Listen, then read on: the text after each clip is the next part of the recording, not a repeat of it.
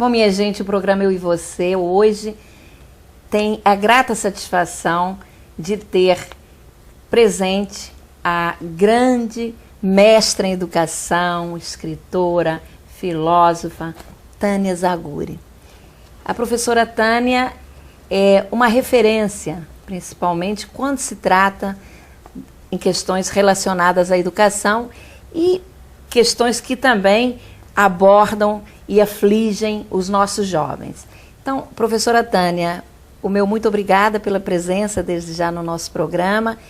E nós hoje vamos abordar um tema que eu considero muito importante, que é a questão da violência e que preocupa tanto a nossa sociedade. E eu estava vendo um artigo aqui que me chamou a atenção, que os homicídios de jovens cresceram 326% nos últimos anos. E parece que esta violência ocorre mais na faixa dos 14 aos 25 anos. Como a senhora vê o crescimento da violência, principalmente direcionado para os jovens? Primeiramente, queria agradecer mais uma vez. É sempre um grande prazer vir ao seu programa, o Dr. Gerson Berger também. Colaborar com vocês é sempre um grande prazer pelo trabalho que você desenvolve. Obrigada. Então, a questão da violência realmente é muito preocupante, preocupa a sociedade como um todo, mas preocupa a nós também individualmente, não é? Quando a gente lê esse tipo de levantamento sério, assusta. Mas, na verdade, o que a gente tem que pensar é o seguinte, é que esse grupo que está aí descrito nesse artigo com muita propriedade, em que houve esse aumento, a violência ela é causada por vários fatores, né? No caso aqui, inclusive, o artigo fala claramente que esses homicídios, essas mortes, esse aumento ocorrem principalmente entre jovens negros, né? E então a gente fica, quando você lê assim de primeira, você fica, mas por quê? Na verdade, porque não por eles serem negros, evidentemente, mas por eles serem menos aquinhoados pela sorte, digamos assim, né? Ou pelos governos, em termos de emprego, em termos de local de moradia. Então, incide o fato de que, além deles terem menos cultura, menos poder econômico, eles moram em regiões mais conflagradas, onde a criminalidade é muito maior, evidentemente, e como nós temos essa coincidência das classes menos favorecidas terem ainda esse resquício das gerações anteriores, né, do negro que veio para o Brasil, primeiro como escravo, depois houve uma continuidade através dos anos de baixo acesso à educação, à cultura, então eles acabaram, infelizmente, marginalizados, né? E tem gente que associa uma coisa à outra, mas não tem nada a ver com a cor, tem a ver com o fato de que não houve um trabalho social que lhes propiciasse subir, né, em termos culturais e, portanto, também de empregabilidade, de cultura, e sair, então, desses locais. Agora, eu também acho importante a gente especificar bem que existem vários tipos de violência. Pois é, isso que eu gostaria que a senhora, por favor, abordasse, porque quando a senhora falava nessa questão da violência ter aumentado, principalmente entre os jovens e negros, eu me lembrava que muitas vezes eu até questionava a questão das cotas para negros. Eu acho que o caminho não são as cotas. Eu também concordo. Não é? O caminho é que as pessoas negras e brancas também, enfim, que a sociedade realmente tenha acesso à educação de qualidade, à saúde de qualidade, que haja dignidade, a moradia. Hoje no nosso país, apenas 47% da população tem direito a saneamento básico, que é um absurdo, quando nós sabemos que saneamento é o quê? Saúde. Claro, não é? Uma coisa está diretamente ligada à outra. Não então, acho que é muito importante, foi muito importante essa sua colocação em relação aos negros, a violência crescente. E agora eu gostaria, então, que a senhora abordasse os níveis de violência, os tipos de violência.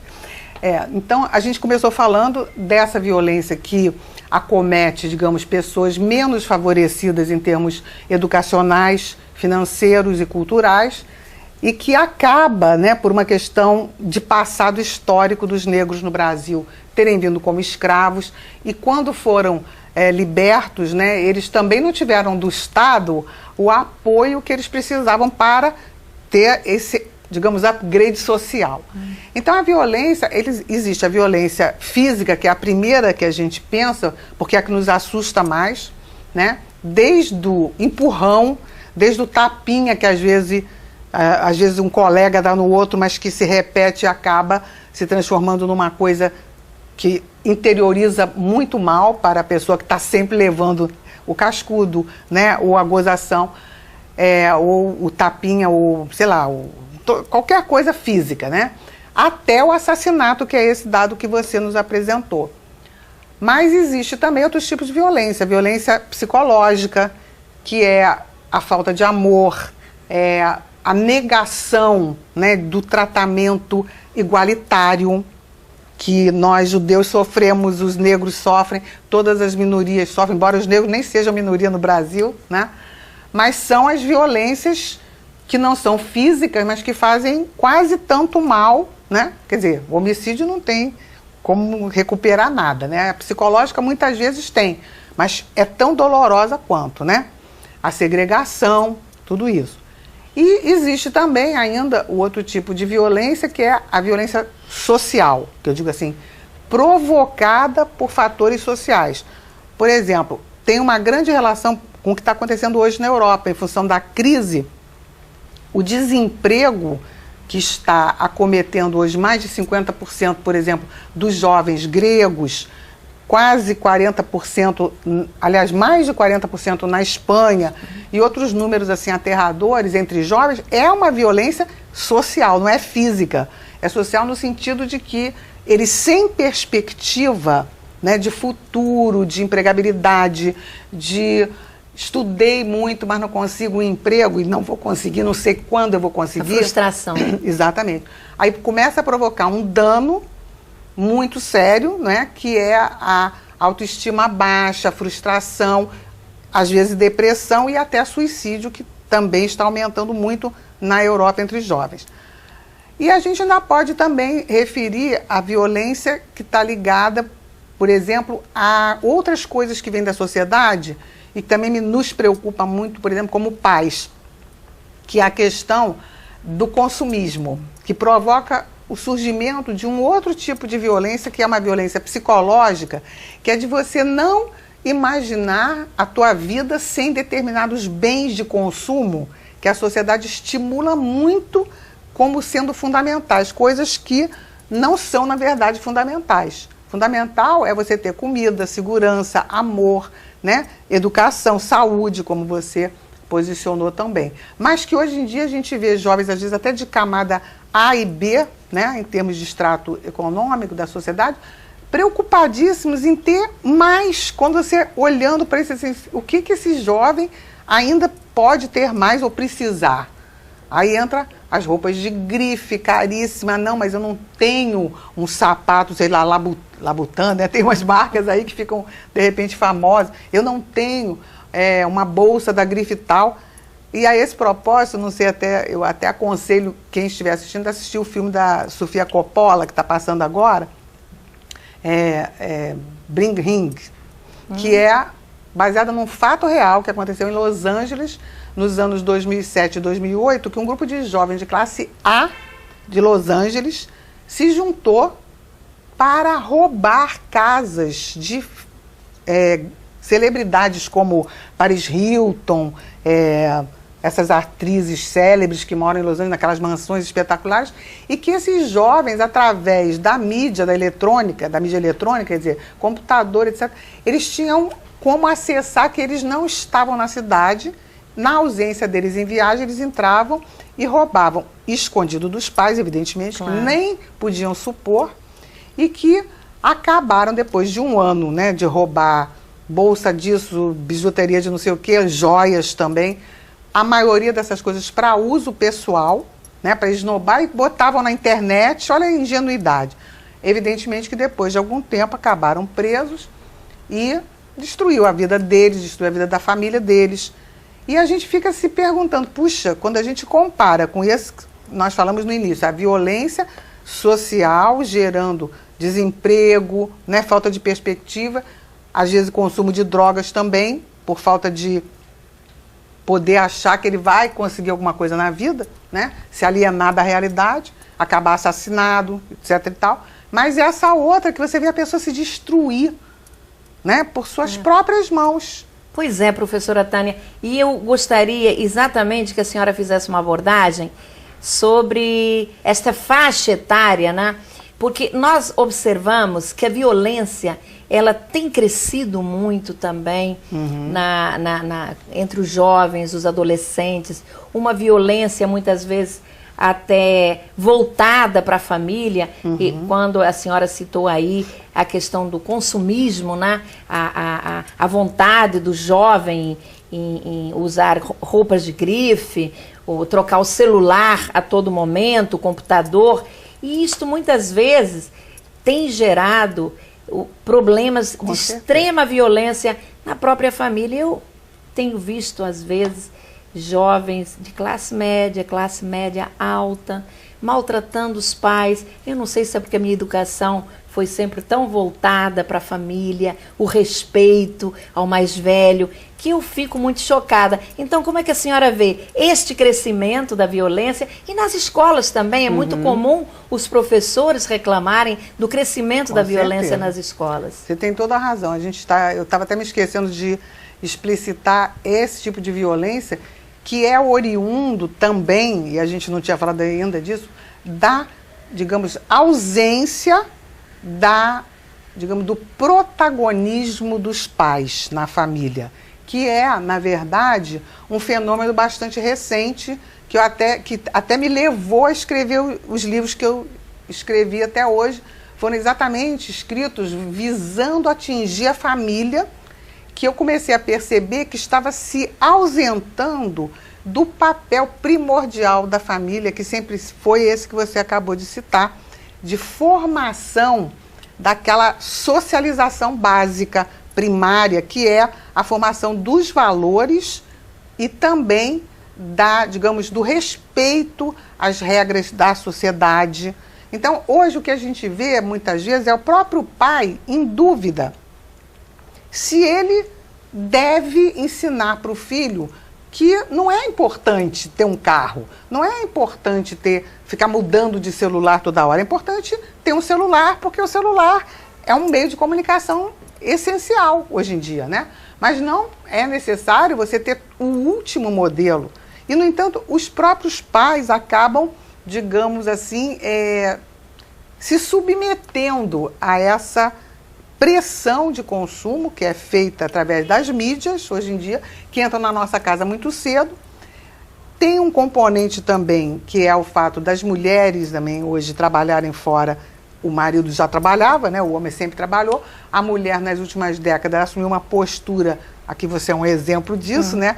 Uma pessoa que legisla, uma pessoa que está, né, dentro do poder legislativo, e nós temos hoje até a nossa presidente mulher, né? Nós temos juízas valorosas. A presidente do Tribunal de Justiça, do TRE, exatamente. As mulheres realmente ocupando todos os níveis da sociedade. E, evidentemente, que com isso elas estão mais ausentes de casa, naquele papel que a mulher sempre desempenhou. E ficam muito culpadas, porque isso ainda é uma coisa nova.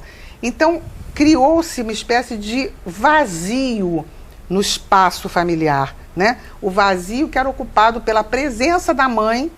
O pai era, digamos, o provedor financeiro, que hoje a mulher divide com o homem esse papel, às vezes até assume integralmente, mas ela, quando ficava em casa, ela estava ali presente o tempo todo. Então, no momento, que fazem 3 décadas mais ou menos que isso ocorreu em massa, que a mulher se ausentou, também foi exatamente o momento em que as mídias se desenvolveram e começaram a fazer parte da vida das novas gerações, de modo que elas recebem hoje, talvez, mais influência externa à família do que da família.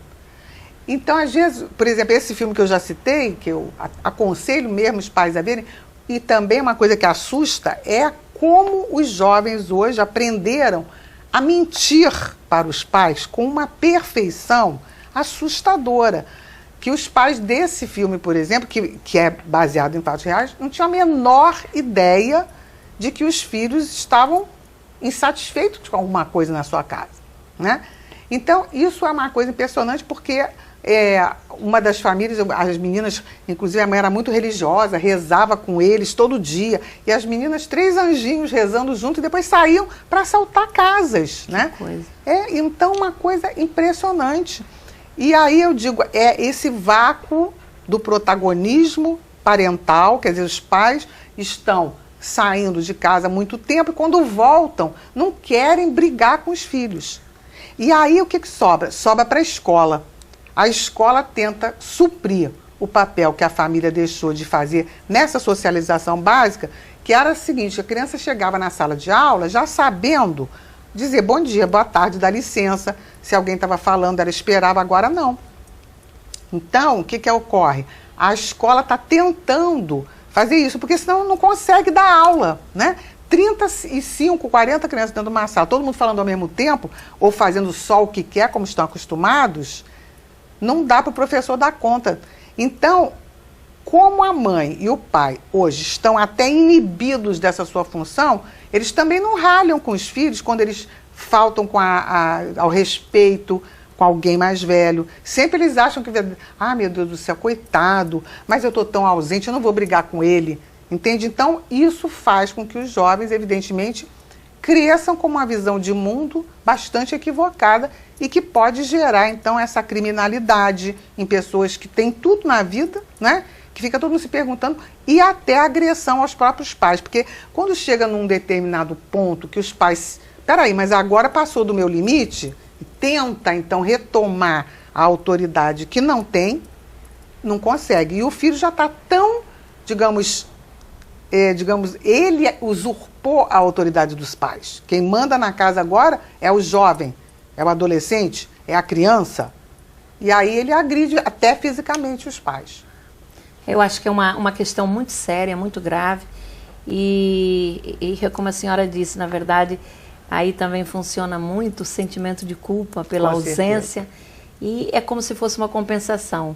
Não vou brigar e vou compensá-lo até com coisas materiais, que eu acho que isso é negativo, muito negativo, até na formação da personalidade do jovem, com certeza, do adolescente, e nos preocupa muito, e a gente tem visto um crescimento bastante acentuado da violência. Uma outra questão também, a linguagem do jovem hoje, inclusive no tratamento diário com os pais, usam e abusam da pornografia.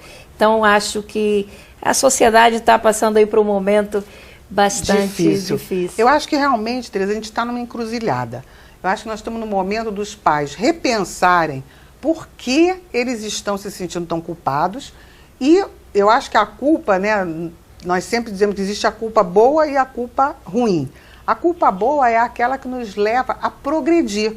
Você se sente ausente, busca verificar até que ponto você não pode estar um pouquinho mais presente. Porque eu, às vezes, presencio o seguinte, o pai que trabalhou o dia todo, mãe trabalhou o dia todo, mas chega em casa de noite, em vez de, então, fica 2 horas por dia com o filho, é suficiente. Se você estiver 2 horas com ele, mas assim, ativa ali, né? Dando atenção, participando. Exatamente.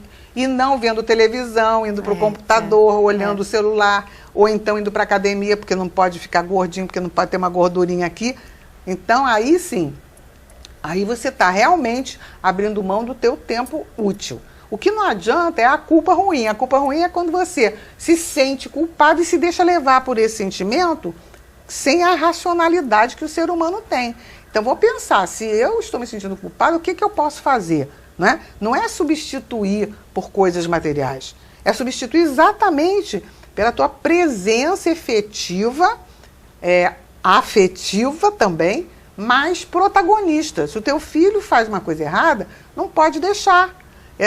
A gente estava até discutindo outro dia a questão dos celulares, do uso desses tablets e tudo, até em shows ou em espetáculos no Teatro Municipal, em que as pessoas levantam no meio do espetáculo, começam a bater foto, não é? E não deixa quem está atrás assistir, sem a menor preocupação com o outro. Aí a gente volta para a questão dos valores. Quando é que você, mãe, você, pai, se ausentou da formação do teu filho? Isso que você tem que parar para pensar e voltar a ocupar esse espaço, né? Porque hoje, infelizmente, as tentações do mundo exterior chegam para dentro da tua casa, você não existe mais o teu ninho, né?